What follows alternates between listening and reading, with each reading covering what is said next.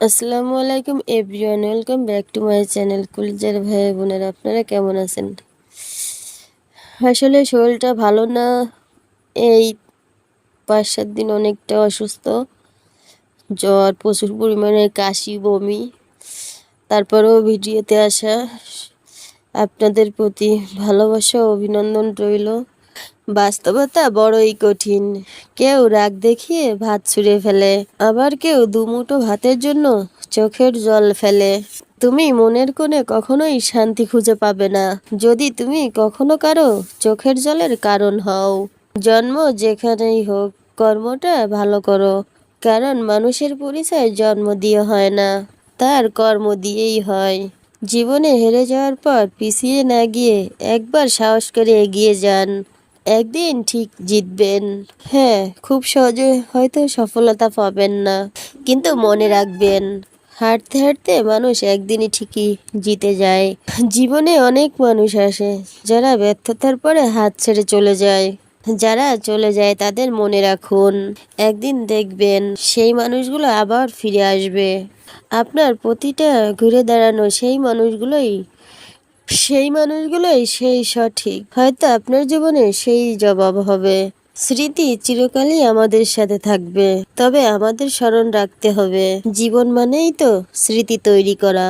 কাউকে আপন করতে গিয়ে পরিবারকে পর করো না। ভালোবাসার মানুষের থেকে যদি কষ্টের পরিমাণ বেশি পাও, তাহলে সেখান থেকে বেরিয়ে এসো, হাজার কষ্ট হলেও। এমন সম্পর্ক তোমার জীবন ধ্বংস করে দেওয়ার জন্য যথেষ্ট। কারণ একদিন সুখে, 10 দিন কষ্টে। 10 দিন কষ্টে থাকবে, 10 দিন কষ্টে থাকাটার মানে তা কখনো ভালোবাসা হতে পারে না। দেহের মৃত্যু হলে সবাই কাঁদে, কিন্তু মনের মৃত্যুতে শুধু নিজেকেই কাঁদতে হয়।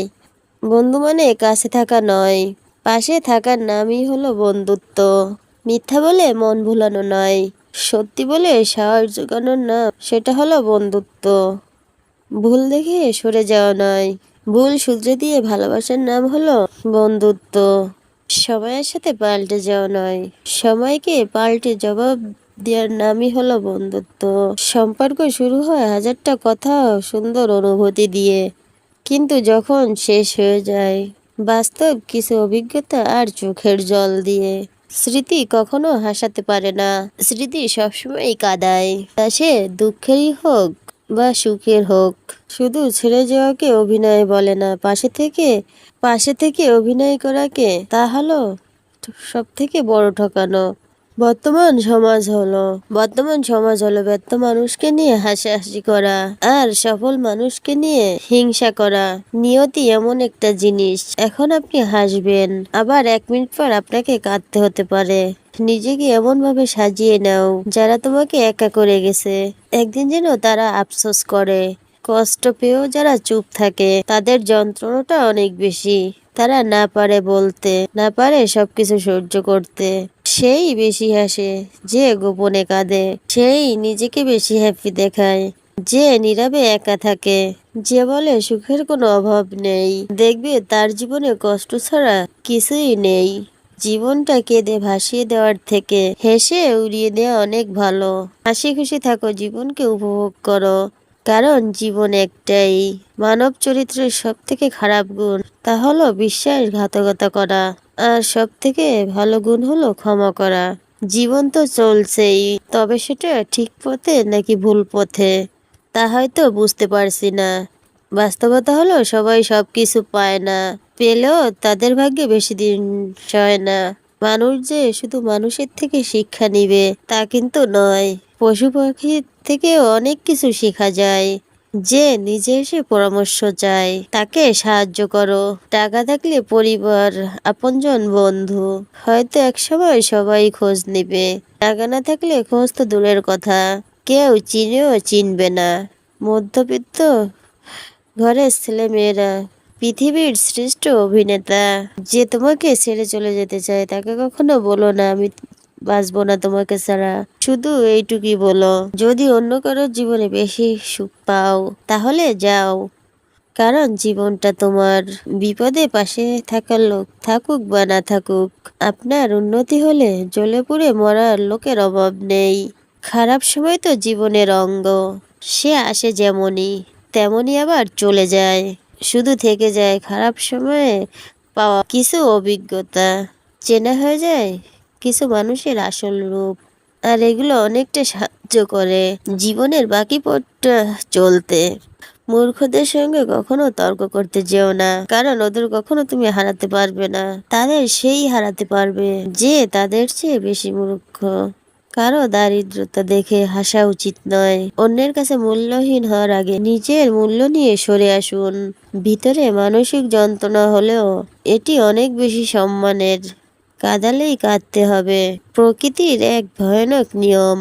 আজ নয়তো কাল একে একে সবাই বদলে যায়, শুধুমাত্র মা ছাড়া। যদি বুঝতে পারেন মানুষটা ডিপ্রেশনে আছে, তাহলে তাকে কখনো জ্ঞান দিবেন না, উপদেশ না, সে কি বলতে চায় তাই আগে শুনুন। এই সময়টাতে মানুষ উপদেশ শুনতে চায় না, চায় শুধু কেউ তার ভিতরের কথাগুলো মন দিয়ে শুনুক। পৃথিবীর সকল সম্পর্কের ভিতরে একটা শব্দ থাকে, আর সেই শব্দটা হলো বিশ্বাস।